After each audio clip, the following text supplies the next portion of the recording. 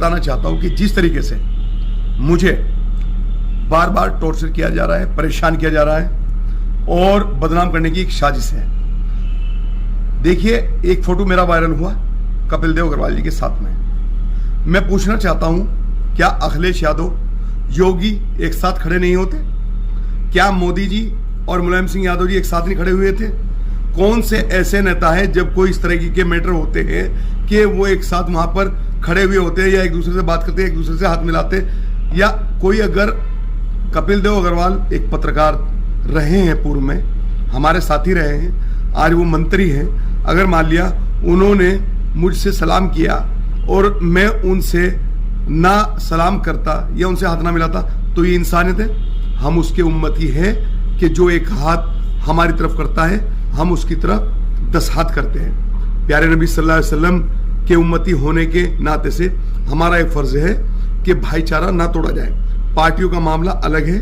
और दूसरी बात आपको बता दूं, ये एक बदनाम करने की जो साजिश है कि बसें जो रैली में गई थी वे भाजपा ने भेजी थी, एक मेरे पत्रकार साथी ने लिखा है, उसको मैं सलाम करता हूं, लेकिन शायद उनको ये मालूम नहीं है कि इतने बड़े बड़े ऑफर आए हैं अरशद राणा को तोड़ने के लिए, बिठाने के लिए।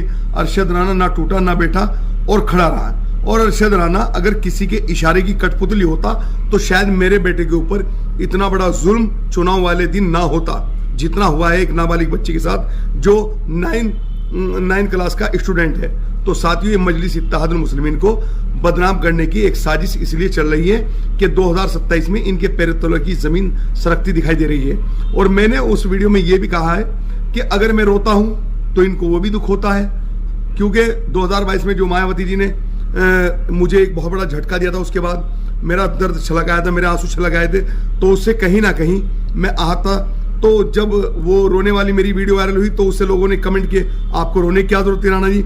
आज लोगों ने मुझे मीरापुर विधानसभा में उन विपरीत परिस्थितियों में, जबकि बिल्कुल एक तरीके से चुनाव में ऐसी धांधलेबाजी और इस तरह की चीजें देखने को मिली कि वोट नहीं डलने दिए, जब भी मुझे मीरापुर की जनता ने इतना प्यार दिया है और उसके बाद भी मैं उन लोगों का हंस के शुक्रिया अदा ना करूं, मुस्कुरा के शुक्रिया ना, उस मुस्कुराहट से भी को दिक्कत है।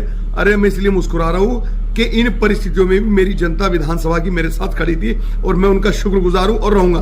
और रहा मामला लोकल का, देखो कादिर राणा जी हो या कोई भी नेता हो, मैं सबका सम्मान करता हूं, किसी से मेरी कोई जाती दुश्मनी नहीं है। चुनाव तो हो चुका है, लेकिन मजलिस इत्तेहादुल मुस्लिमीन उन आला हाई कमान के नेताओं को ये जरूर संदेश देना चाहती है कि जिन लोगों ने हमें अछूत समझा है गठबंधन में लेने के लिए, उनको हम बार बार ये एहसास कराएंगे कि हमारी जो अपनी कम्युनिटी है और जो हमारे सेकुलर समाज के लोग हमारे चाहने वाले हैं वो हमारे साथ खड़े हैं। और उन्होंने चुनाव में हमें इतना मत कर दिखाया है कि हम अकेले नहीं, हम तना नहीं, जनता हमारे साथ है। तो सभी साथियों को मैं संदेश देना चाहता हूं, जो इस तरह की अफवाहें चल रही है उन पर ध्यान न दे।